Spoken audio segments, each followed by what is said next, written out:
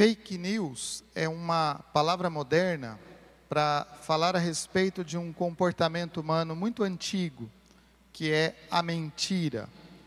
Mentira é aquela história que se inventa, que se cria a partir de algum acontecimento e depois vai se transmitindo. A diferença é que no passado as mentiras eram contadas de pessoa a pessoa.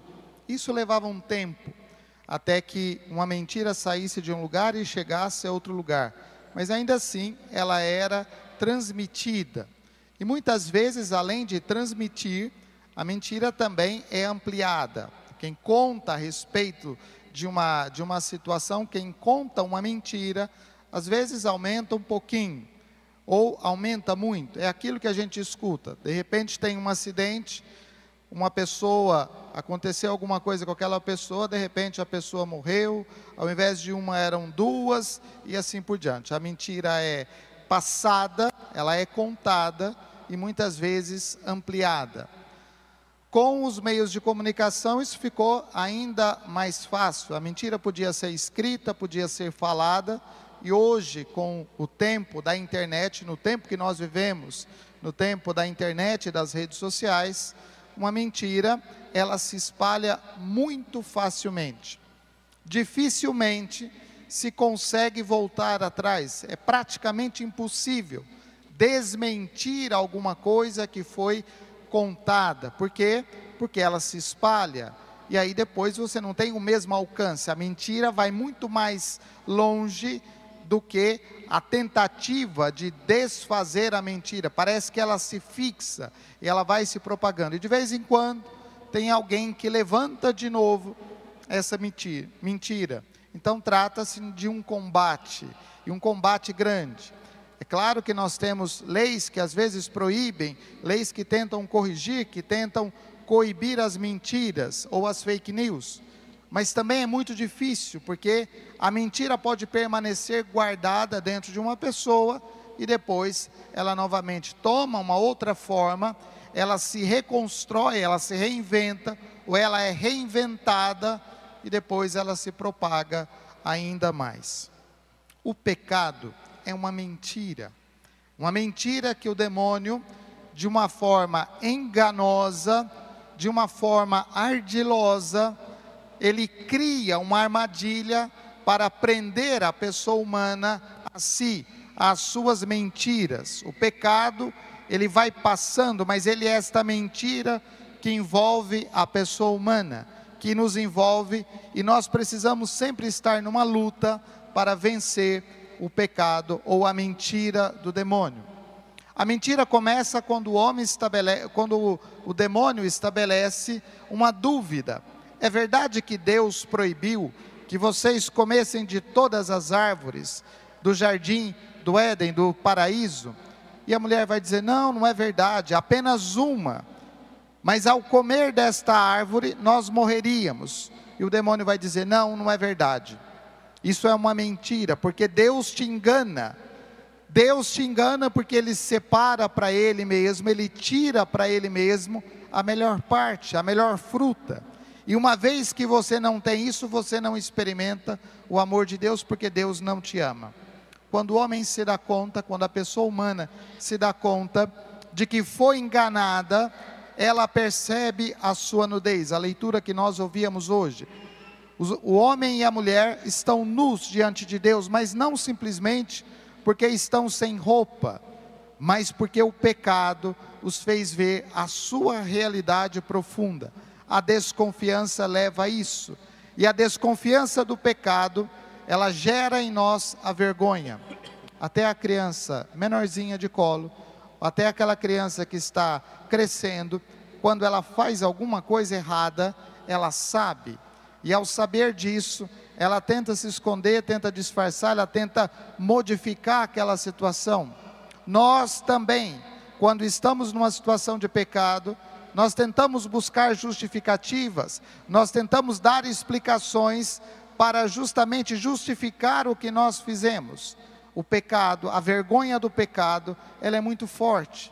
E exatamente porque o homem está nesta condição de pecado, é que ele não pode mais permanecer na presença de Deus. O homem é expulso por causa da sua atitude, não é porque Deus não ama. O homem não pode mais estar na convivência com Deus, ali no jardim, porque o pecado estabelece esse limite. É uma consequência do pecado, o homem não poder estar ali.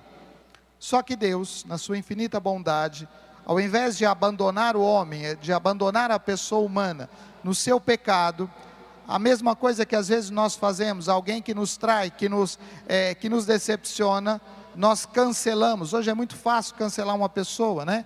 Basta um toque numa tecla do computador e esta pessoa está cancelada das suas relações, das suas redes sociais. Você não pode vê-la e ela não pode te ver. Este é o cancelamento. Ao invés de fazer isso, Deus envia o seu Filho. Deus envia o seu Filho para realizar aquilo que nós não podíamos fazer, ou seja, alcançar a salvação, alcançar a remissão dos nossos pecados, cancelar o pecado e não o pecador, cancelar o pecado que nos destrói, mas trazer para si, trazer para próximo de si a pessoa, restaurando a dignidade da pessoa. E hoje, quando nós celebramos esta solenidade da Imaculada Conceição de Maria, é isso que nós vemos, a beleza do poder de Deus, que cancela o pecado, que destrói o pecado, que mata o pecado, mas preserva a pessoa. A Virgem Maria, preservada do pecado, em vista dos méritos de Cristo, ou seja, em vista daquela ação que Cristo deveria realizar uma vez por todas. Maria é a primeira, preservada ou trazida de volta a esta condição original, da grandeza, da dignidade da pessoa humana, e por isso se torna para nós modelo. Não, Maria não é uma excluída do nosso meio, mas ao contrário, ela revela, nela se revela a bondade, o amor, a misericórdia de Deus, e por isso Maria vai cantar os louvores de Deus. Ela sabe da sua pequenez, ela sabe da sua condição, ela sabe que também estaria nesta condição de ser enganada, se não fosse a graça de Deus, que atua, que age, que transforma a sua vida. E é essa graça de Deus que nos é oferecida. Nós não estamos à mercê do pecado, nós não estamos à mercê do demônio. O demônio está aí sim para nos tentar, para provocar, mas nós estamos na graça de Deus, ou nós recebemos a graça de Deus para viver o combate, o bom combate que São Paulo fala, e este combate no nosso dia a dia, na nossa vida.